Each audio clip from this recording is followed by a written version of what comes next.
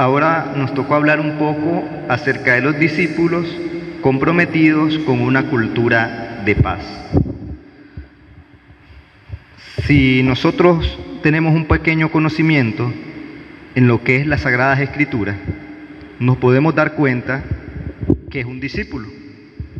Un discípulo es una persona comprometida al estudio de una doctrina. Es decir, una persona que sigue de cerca el estudio de una doctrina. En caso de nosotros, se refiere a nosotros los que somos seguidores de Cristo y estudiantes de su santa palabra. Para ser discípulos tenemos que tener un maestro, y nuestro maestro es Cristo Jesús. La iglesia, siendo maestra, nos enseña cómo debe de ser un verdadero discípulo, pero nos habla de una cultura de la paz. Cuando Jesucristo se dirigió a los apóstoles, les dijo en el Evangelio según San Juan, capítulo 14, versículo del 27 en adelante: la paz les doy, la paz les dejo, la paz les doy, no como la paz que da el mundo. ¿Qué nos quiso decir con eso? ¿Qué es la paz? La palabra paz en hebreo se dice shalom. Entonces, si ustedes han oído la expresión shalom Adonai, eso quiere decir la paz del Señor en el idioma bíblico, shalom Adonai, ¿verdad? De Pax Domini en latín. La paz es un estado del alma en el cual el ser humano se siente seguro y tranquilo. Por eso en las Sagradas Escrituras nos habla: podés tener paz en medio de la tormenta. Hay una tormenta, hay un huracán, hay diversos problemas, pero en medio de eso vas a tener paz, vas a tener serenidad y vas a tener tranquilidad. ¿Cómo es la paz que nos ofrece el mundo? El mundo nos ofrece una paz diferente, una paz impuesta a la fuerza. Si yo una vez platicando con un misionero apóstol de la palabra, me decía él vive en Somotillo en la actualidad, él vive en Somotillo, él es de aquellos lados. Entonces él me decía que él anduvo predicando en Honduras y que allá en Honduras le ofrecieron quedarse como misionero en Honduras. Y él me dijo: no, yo no acepté, dice, quedarme en Honduras. Es que en Honduras, me decía él, existe lo que se conoce como la cultura de la muerte. Y eso existe casi en todo Centroamérica. Aquí en Nicaragua, gracias a Dios, todavía no hemos llegado a esos niveles. ¿Cómo es eso de la cultura de la muerte? Ahí te matan y es para ellos asesinar es algo normal. Se jactan de ser asesinos. Ya estuvo. Aquí, en Corinto, han habido personas que han sido asesinadas en aquellos lugares, en Guatemala, y ni siquiera investigan ni nada, solamente le ponen era perteneciente a la Mara Salvatrucha, y la persona no era perteneciente a la Mara Salvatrucha, pero así le ponen ellos, perteneciente a la Mara Salvatrucha, para que ellos sepan: pues eran malos, dicen, porque las salvatruchas son salvadoreños, estamos en Guatemala, ¿ya me entienden? Entonces, pero ellos no hacen investigación ni nada. Y ustedes pueden ver, estos videos no son falsos. Si alguna vez ustedes han mirado los videos que circulan en Facebook a veces de lo que hacen los sicarios, que agarran a las personas y las matan a machetazos.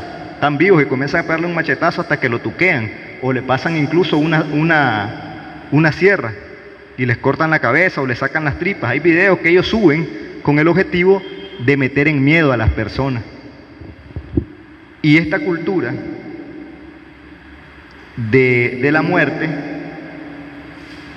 ha llegado a todos estos países, hasta el punto que dicen que hay más asesinatos en América Latina, en algunos países de América Latina, que en los países que nosotros los llamamos terroristas, que ponen bomba y todo eso.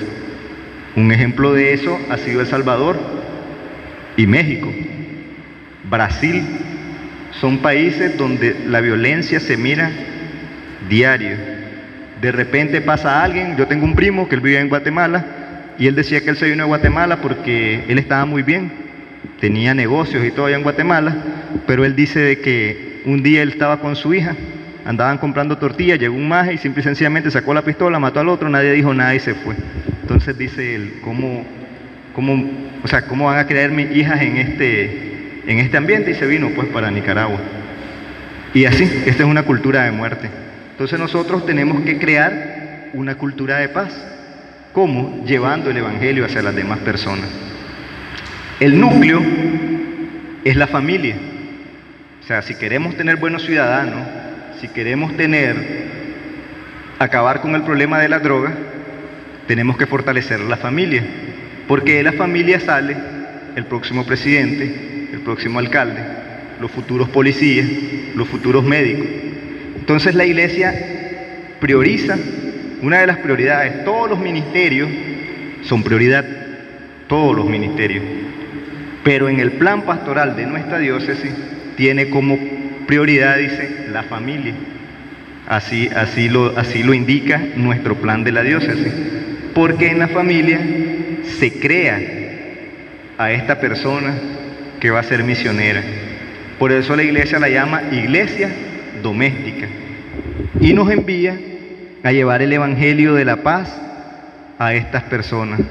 Desde pequeño, ir creando lo que es la cultura de la paz. La violencia psicológica, violencia verbal, violencia física, violencia sexual, a la cual muchas mujeres están expuestas, y afirma de modo tajante que estas violencias son una cobardía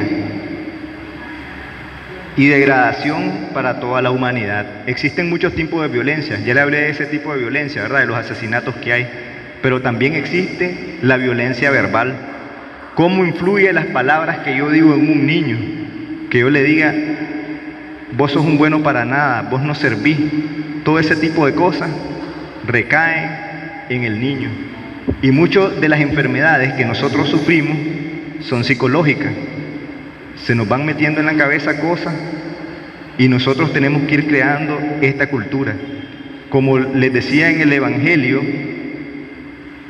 Jesucristo nos dijo, no les voy a dar la paz como la que da el mundo. Los mismos judíos estaban equivocados y siguen estando equivocados al esperar el Mesías. Ellos son un pueblo que todo el tiempo han vivido en guerra. Han vivido miles de guerras y estaban cansados de la opresión que los otros pueblos les han dado a ellos. Entonces ellos esperaban un Mesías que iba a venir con armas y iba a hacer una guerra, iba a expulsar a los extranjeros, iba a poner un gobierno, y con ese gobierno iba a haber una seguridad, porque ya no iban a estar amenazados por su enemigo extranjero. Y esta es la razón por la cual Judas vende a Cristo. Recuerden, si han leído la Biblia o por lo menos han visto alguna película, Judas era de los hombres de Barrabás. Barrabás, la Biblia lo pone como un bandido, pero no es un bandido a como ustedes se imaginan, un ladrón, un gran asesino, no. Barrabás era un hombre considerado contrario a los romanos, estaba en contra de la ocupación romana y él atacaba a los romanos. Es decir, él quería hacer una revolución, levantar al pueblo en contra de los romanos. Entonces él mandó a Judas a que se infiltrara dentro del grupo de Jesús. De hecho, recuérdense que Judas, hay una parte en el Evangelio donde se mira que Judas le dice a Cristo de que Barrabás quería hablar con él para declararlo rey, pero Jesús no acepta. Entonces era parte del plan que tenía Judas con Barrabás, era entregar a Cristo y que Cristo tuviera miedo, y al él tener miedo el pueblo se levantara y entonces Dios interviniera y ellos poder vencer a los romanos y así crear una paz a través de la guerra, a como nosotros creamos una paz a través de la policía. Dice en El Salvador, dice el presidente de El Salvador, yo ya acabé con las pandillas, dice, le he dado orden a todo el ejército que salga a las calles y que asesine a los pandilleros. O sea, una paz. impuesta por violencia. No, la paz que Cristo ofrece es que nosotros nos enamoremos de Él y vivamos por Él, y así entonces nosotros podamos tener seguridad en el momento de los problemas, en los momentos más difíciles, y saber, como dice el Salmo, que aunque una peste se venga ante nosotros, nosotros no vamos a temer. Y el mundo no vive en paz, porque en cuanto nomás vinieron las primeras cosas del coronavirus, todo el mundo entró en pánico. Aunque nos llamemos cristianos, no nos sentimos seguros. Entonces, este es un llamado a tener fe en Cristo Jesús. Es un llamado a llevar la paz a esas personas, a predicarle a esas familias, llevando a Cristo. ¿Cómo vamos a acabar? Decía Salvador Gómez, la violencia en San Salvador. Bueno, entonces comienza a decir la gente que hayan más centros de rehabilitaciones, que hayan más policías, que hayan leyes más fuertes, y la violencia sigue creciendo. Un caso lo tenemos aquí en Nicaragua. Ustedes recuerdan que se pidió la creación de la ley 779 para defender a las mujeres, y esa ley es dura contra la violencia, pero más bien hay más casos todavía, porque la solución no es una ley, la solución no es tener más policías, la solución no es tener centros de rehabilitación, la solución es que nosotros llevemos a Cristo a esas personas para que ellos se convierten. Recordemos que la conversión es un cambio de mente y un cambio de corazón. Y una vez que yo cambie mi mentalidad machista, que yo cambie mi mentalidad soberbia, una vez que yo deje ver el mundo como yo lo mire, entonces voy a dejar de ser violento y voy a dejar de practicar la violencia. Y entonces, recordemos que dice, amarás al prójimo como a ti mismo.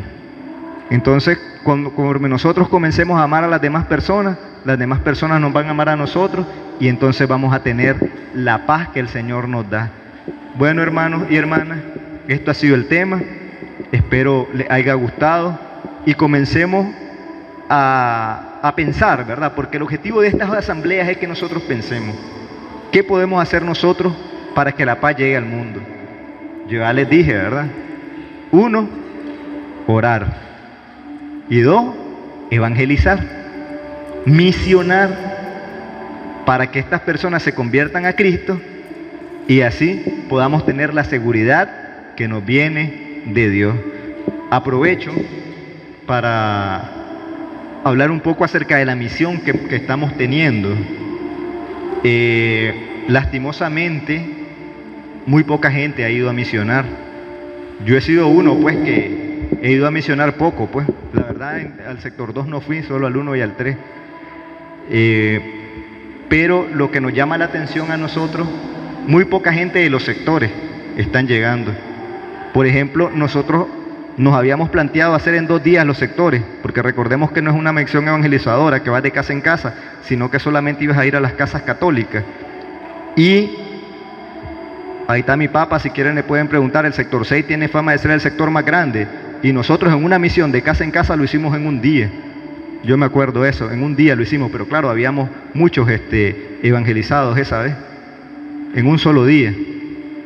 Y el sector 3, comenzamos desde el viernes, sábado, domingo, lunes, martes, hasta hoy terminamos el sector 3, imagínense. Y escogiendo los hogares, porque no íbamos a todos los hogares, sino que a los católicos. Entonces, un llamado a que participemos en la misión. Les recuerdo las palabras que dijo el obispo: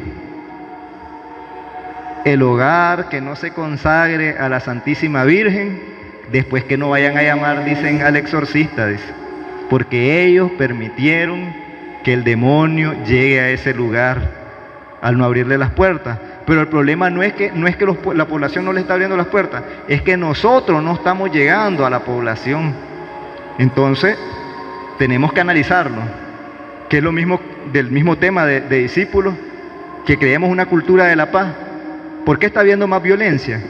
¿Qué hemos hecho nosotros para que se quite la violencia? ¿Será suficiente mandar un mensaje por WhatsApp? ¿Será suficiente hacer un comentario o pertenecer a un grupo? No, tenemos que presentar a Cristo, porque Cristo es el único que cambia corazones. Y nosotros conocemos testimonios de hermanos que fueron violentos, hermanos que fueron drogadictos, hermanos que fueron pandilleros, hermanos que fueron ateos, y han cambiado porque alguien le habló de Cristo. En nombre del Padre, del Hijo y del Espíritu Santo. Amén.